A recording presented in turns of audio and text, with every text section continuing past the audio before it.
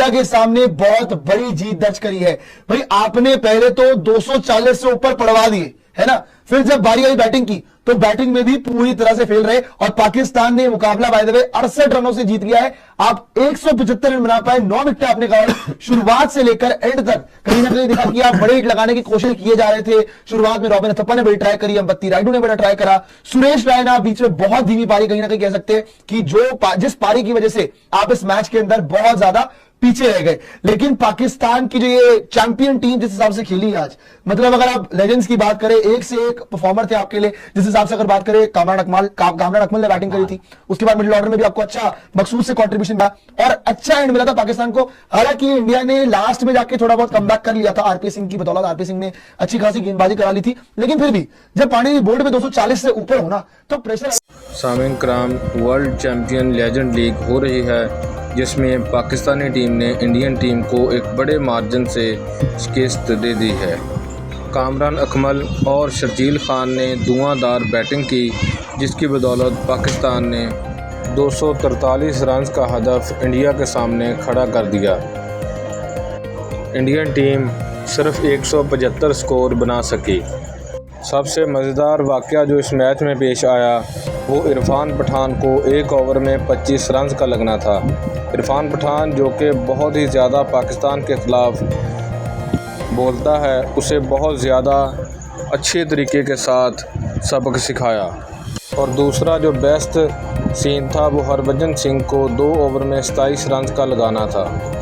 Indian media इस पर बहुत ज़्यादा अफसरदा है कि पाकिस्तान के लेजेंड खिलाड़ियों ने इंडिया के लेजेंड खिलाड़ियों को शिकस्त दे दी है और वो बहुत ही ज़्यादा अफसरदा हैं। शर्जील खान और कामरान अकमल ने शानदार ओपनिंग इनिंग्स खेली और रही सही कसर शहीब मकसूद ने आकर पूरी कर दी और शाहिद अफरीदी ने अपनी पुरानी याद को ताज़ा करवा दिया।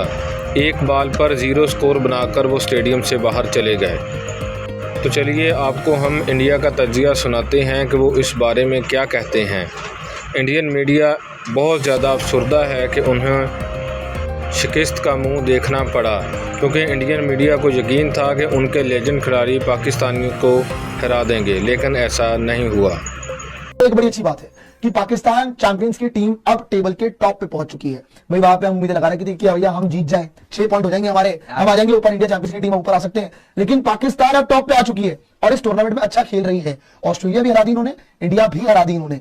आज तो खैर डोमिनेटिंग विक्ट्री करी है। इवन इनकी नेट रन रेट में भी काफी इजाफा हुआ होगा। नेट रन रेट भी देखेंगे, पॉइंट्स टेबल की पोजीशन भी देखेंगे और ये भी बात करेंगे कि सेमीफाइनल किन 2 टीमों के बीच, कौन सी 2 टीमें आगे, कौन सी 4 टीमें आगे जा सकती है, वो भी बात की जाएगी, क्योंकि 4 टीमों ने क्वालिफाई करना है। ज्यादातर तो खैर टूर्नामेंट बर्मिंघम में ही खेला जा रहा है। एंड आज जिस हिसाब से पिच दिखी, देखो कंडीशन जो समझ आ रही थी कि शुरुआत में तो बैटिंग बड़ी आसान थी, लेकिन जैसे जैसे मैच आगे गया वैसे वैसे हल्की सी मुश्किल हुई। बट कोई बहानेबाजी नहीं है यार।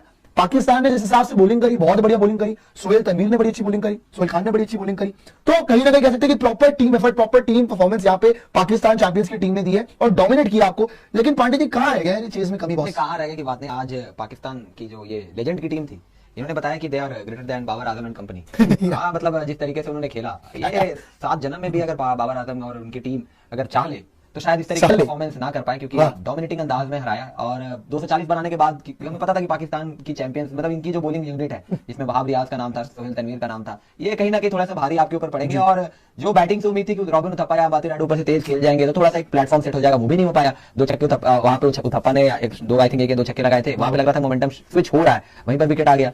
सेम बात उसके बाद रायडू आए तो रायडू ने जब एक छक्का लगाया कि अगले बार मारने जाएंगे, अगली बार मारने गए, वो आउट हो गए। यूसुफ पठान उनको भेजा गया पिंच हिटर के रूप में, आएंगे जी, 2 छक्के लगाएंगे, कुछ स्ट्राइक रन रेट ऊपर होगा। तब तक मामला लग रहा था कि बराबरी पर चल रहा है।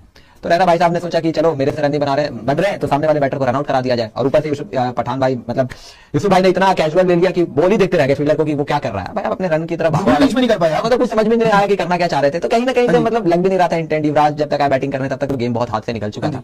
तो ओवरऑल डोमिनेटिंग परफॉर्मेंस भाई पाकिस्तान चैंपियंस, और चैंपियंस नाम की तरह परफॉर्मेंस भी करके दिखाए। एक ही कुछ कभी कभार खुशी मिलती है पाकिस्तान की आवाम को, उनके लिए खुशी की बात है कि चलो मेन टीम जो है वो लाना तो फटकार पड़वा के आगे उधर T20 वर्ल्ड कप से, जहां पर छितरी पड़ते रहे, कोई यूएसए से भी हार गए, बाकी छोटी मोटी टीमों से हारते ही रहते हैं। लेकिन यहाँ पर कम से कम जो ये लेजेंड की टीम है, जो इनके जितने वेटरन्स हैं, इन्होंने कम से कम बताया कि हमारे अंदर अभी भी वो दमखम है, अगर ये खेलते तो शायद सुपर 8 भी पहुंच जाते हैं। पांडे जी पता है इनकी बॉलिंग बड़ी दमदार है, बॉलिंग ने जिस हिसाब से इनके लिए काम किया, अगर आप बात करो वहां पे वहाब रियाज ने जिस हिसाब से बॉलिंग कराई, अगर आप बात करें सोहेल तनवीर तनवीर ने, सोहेल खान ने, तो कहीं ना कहीं इनकी बॉलिंग हमसे बहुत ज्यादा आगे दिखी। अगर मैं बॉलिंग फिगर्स की बात करूं यहाँ पे जिनके सबसे बेहतरीन रहे, यार देखो एक तो बड़ी ही खराब बात रही कि शोएब मलिक को आपने 3-3 विकेट दे दी।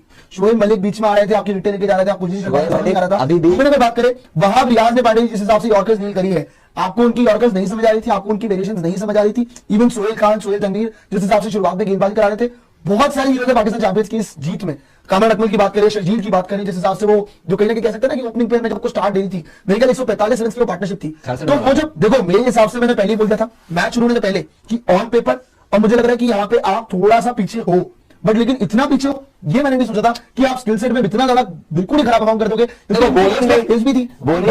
बॉलिंग में एक चीज जो साफ डिफरेंस दिख गया यहाँ पे कि वैसे तो दोनों ही तरह वेटरन्स ही है, लेकिन उनकी बॉलिंग और उनके बॉलर्स की फिटनेस वो अभी भी भाई दमदार है। देखो शोएब मलिक की जहां तक आप बात करो 3 विकेट उन्होंने निकाली, बट शोएब मलिक अभी भी लगातार खेल रहे हैं। हालांकि इधर भी काफी लीग्स में ये सारे राइडू, थप्पा वगैरह, आरपी सिंह, रैना, ये सारे ये भी खेल रहे हैं, लेकिन शोएब मलिक कॉम्पिटेटिव क्रिकेट जो होता है पीएसएल वगैरह भी खेल कर आ रहे हैं। तो शोएब मलिक के पास जो आप 3 विकेट देख रहे हो या फिर जो उन्होंने रन भी बना, हालांकि बैटिंग में थोड़ा सा अंडर परफॉर्म किया, लेकिन बॉलिंग से जो 3 विकेट देख रहे हो लगातार भाई कंसिस्टेंटली बड़ी पीएसएल वगैरह खेल रहे हैं। उधर जो भी और लीग्स होती है उसमें खेल रहे हैं जहां पर आपके एक्टिव प्लेयर्स खेल रहे हैं, रिटायर्ड प्लेयर्स नहीं खेल रहे हैं। ये तो चलो लेजेंड्स की लीग हो रही है, यहाँ पे सारे वेटरन्स खेल रहे हैं। अब उसमें अगर पवन नेगी को आप लेजेंड मान रहे हो तो खैर वो कह नहीं सकते क्योंकि कहीं से लेजेंड लग नहीं रहे, उनकी परफॉर्मेंस भी वो बताती नहीं कि वो लेजेंड है। लेकिन ठीक है चलो आप कहीं से खाना पूर्ति करने के लिए आप रख लेते हो। जहां तक बात है शोएब मलिक की, तो वो बनता था, देखो वो लगातार खेल रहे हैं भाई, वो कॉम्पिटिटिव प्लेयर्स के साथ जो इस समय पर एक्टिव क्रिकेटर्स उनके साथ खेल रहे हैं। तो obviously बात है वो आपको नजर आ गया। लेकिन मैं हैरान था कि सोहेल तनवीर हो गए, आपके सोहेल खान हो गए, वहाब रियाज हो गए, यार इनकी फिटनेस आज भी, और जिस तरीके से बॉलिंग कर यूनिस इनके कप्तान है, यूनिस खान की फिटनेस देख लो, आज भी लग रहा है कि ये कितना सीरियस है। मतलब क्रिकेट खेलने के लिए मौका मिला है काफी टाइम बाद, चलो ग्राउंड पर आते हैं, एक एंजॉयमेंट होता है, गेम को एंजॉय करते हो, लेकिन आप अपनी फिटनेस को भी मेंटेन रखते हुए एंजॉय कर रहे हो,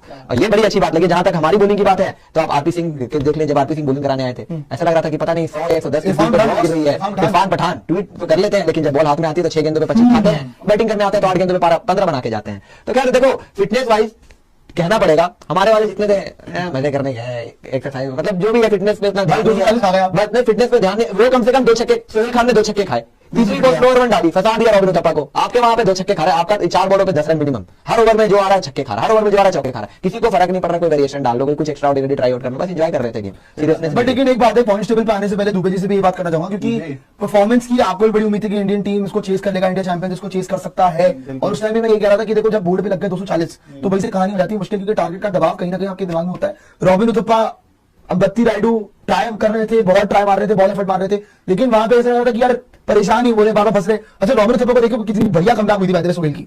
अगर आप वहां पे बात करो 2 बॉल डाली, 2 बॉल पे 2 छक्के आए, फिर उसके बाद डाल दी और उसके बाद स्टेप आउट करने थे, फिर वहीं बात कहने लगा पीछे हो गई क्या। तो बड़ा ही इंटरेस्टिंग कमबैक था, बड़ा ही इंटरेस्टिंग सेटअप था। कौन से गेंदबाज ने ऐसा वेरिएशन ट्राई आउट करने